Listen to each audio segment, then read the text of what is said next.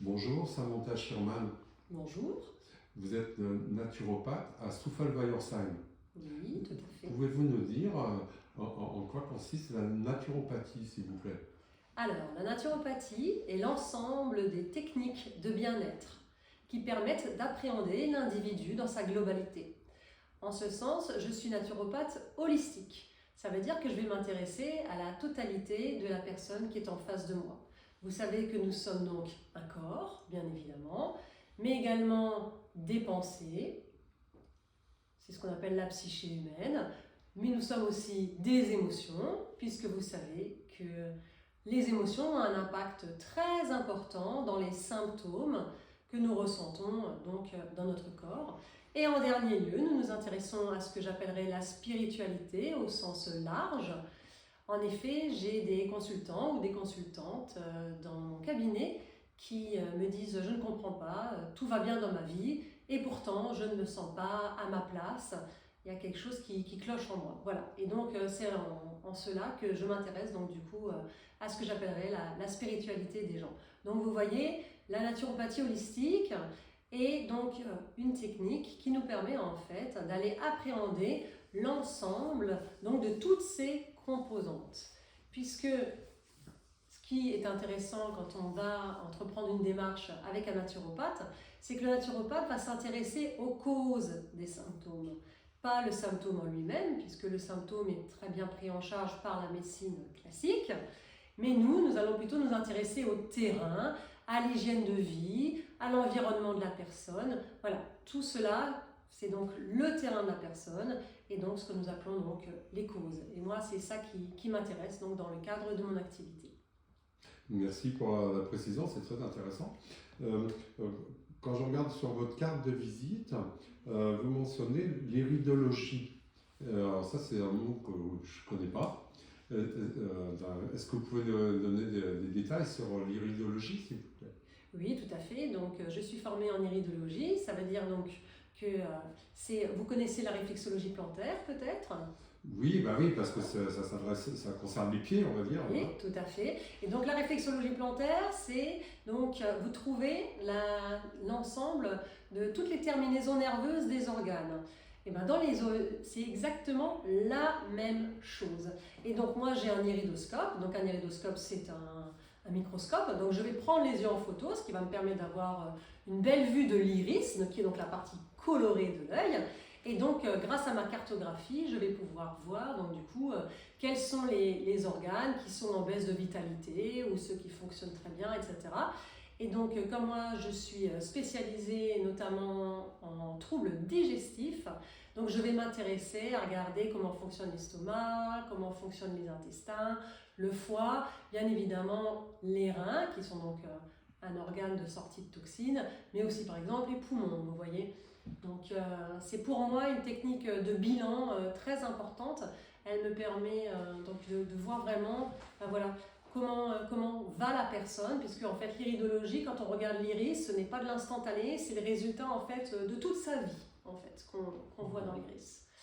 Voilà. C'est formidable d'entendre une chose pareille juste en regardant le regard de quelqu'un.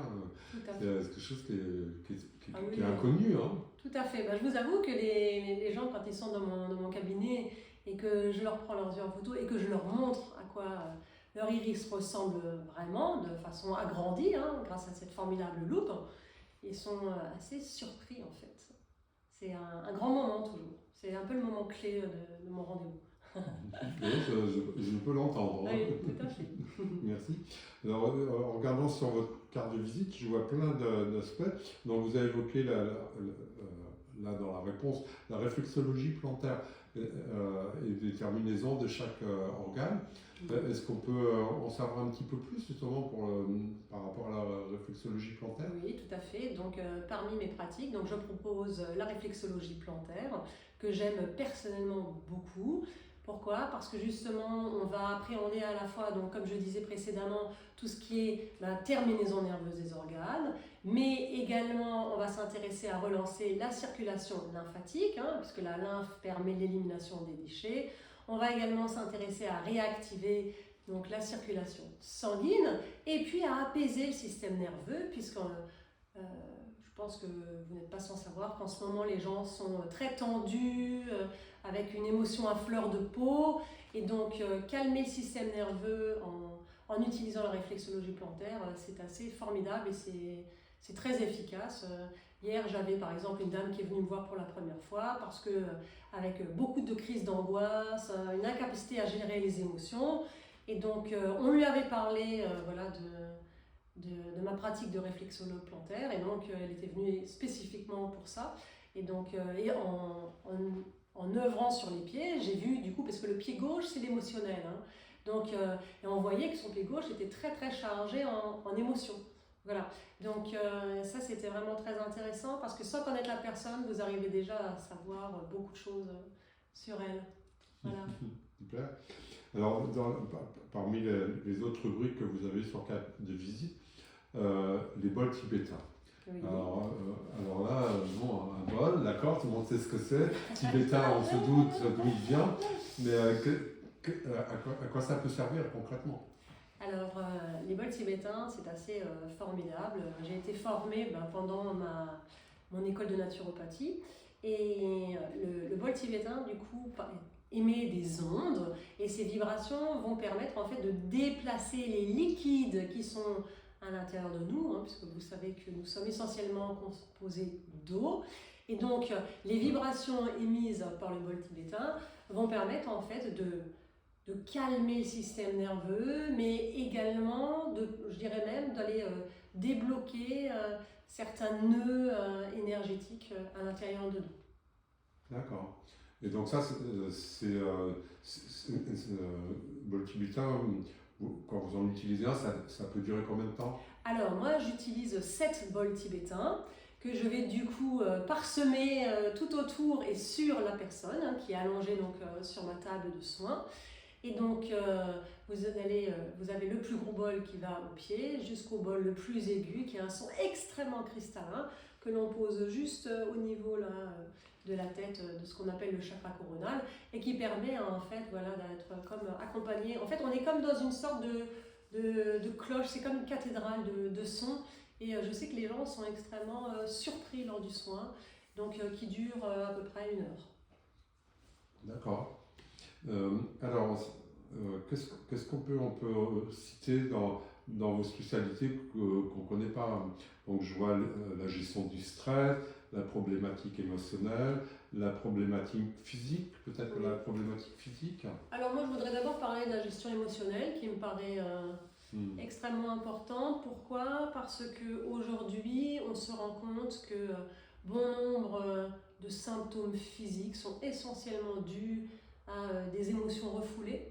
Et donc, dans mon parcours, j'ai moi-même été en phase avec beaucoup de stress, beaucoup de tension, parce que j'avais un poste voilà, qui était qui me mettait beaucoup en tension nerveuse, avec beaucoup de responsabilités. Et donc, je me rends compte que après, grâce à tout ce que j'ai pu apprendre via des techniques spécifiques d'accompagnement émotionnel, du coup, je mets ça aujourd'hui au service d'autrui. J'utilise notamment les fleurs de Bach, donc, qui permettent en fait d'aller œuvrer du coup sur le calme émotionnel, qui va nous permettre du coup d'aller faire un travail en profondeur, donc sur cette tension interne qu'on a à l'intérieur de nous. Et donc j'utilise aussi une technique qui s'appelle l'EFT, qui est une technique américaine, hein, qui date des années 90, et qui nous permet du coup d'aller œuvrer sur la libération émotionnelle qu'on a à l'intérieur de nous, en utilisant ce qu'on appelle le tapping. Donc le tapping, ça veut dire que vous allez du coup taper sur certains endroits de votre corps qui correspondent à des méridiens. Donc les méridiens sont donc des circuits énergétiques, hein, qui ont été mis en phase par les Chinois il y a fort longtemps. Et donc en fait, quand vous avez des blocages émotionnels, là, vous vous retrouvez avec un blocage corporel. Et donc en fait, l'objectif de l'EFT, c'est d'aller libérer le blocage physique. Voilà. D'accord. Vous avez parlé des fleurs de Bach. Oui. Bon, ça n'a pas de lien avec le musicien que tout le monde connaît. Non, pas du tout. Ça a un lien avec le docteur Bach, qui était un médecin anglais. Voilà. D'accord. Donc,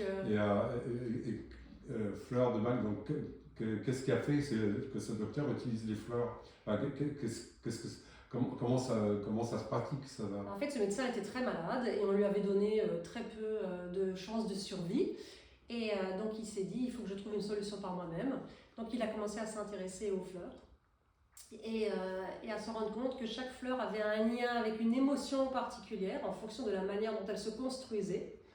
Et donc, suite à ça, il a solarisé ces fleurs et il en a fait les fameuses fleurs que l'on connaît de près son prénom, son nom de famille D'accord. plutôt. D'accord. Donc c'est des fleurs qu'on trouve ici chez nous, et Ça que peut, lui tout à fait. voilà, c'est plus simple d'avoir des fleurs qui peuvent venir Oui, dans ses ah pommes. non, je peux vous dire, c'était des fleurs anglaises, hein, et pas Bah allé, oui, voilà, il est resté dans la campagne anglaise. Hein. bah voilà, c'est encore Voilà. le plus simple, c'est de trouver à côté de chez soi. Quoi. C'est ça, Voilà. c'était exactement ça, tout à fait. D'accord, d'accord. Alors, je regarde encore sur votre carte de visite. On peut peut-être parler des massages chinois? Oui, tout à fait. Donc les messages chinois sont en lien avec la réflexologie plantaire, hein, c'est un peu le même principe. C'est que les massages chinois vont permettre d'aller œuvrer sur les méridiens que nous avons le long de notre corps. Donc moi personnellement, je suis partie à Cambrai, donc dans le nord de la France, pour me former auprès d'un institut spécifique de médecine traditionnelle chinoise. Et donc mon objectif, c'est d'aller justement leur libérer les blocages qui se trouvent à l'intérieur du corps. D'accord. Bien, bah écoutez, moi je vous remercie en tout cas pour toutes ces précisions, c'était très intéressant et j'espère que ceux qui vous entendront, eh bien, ça leur donnera envie de venir vous voir et de trouver des solutions à leurs soucis du moment, on va dire ça comme ça. C'est très bien. Merci beaucoup en tout cas pour cette interview. Au plaisir de vous rencontrer. Au revoir. Au revoir.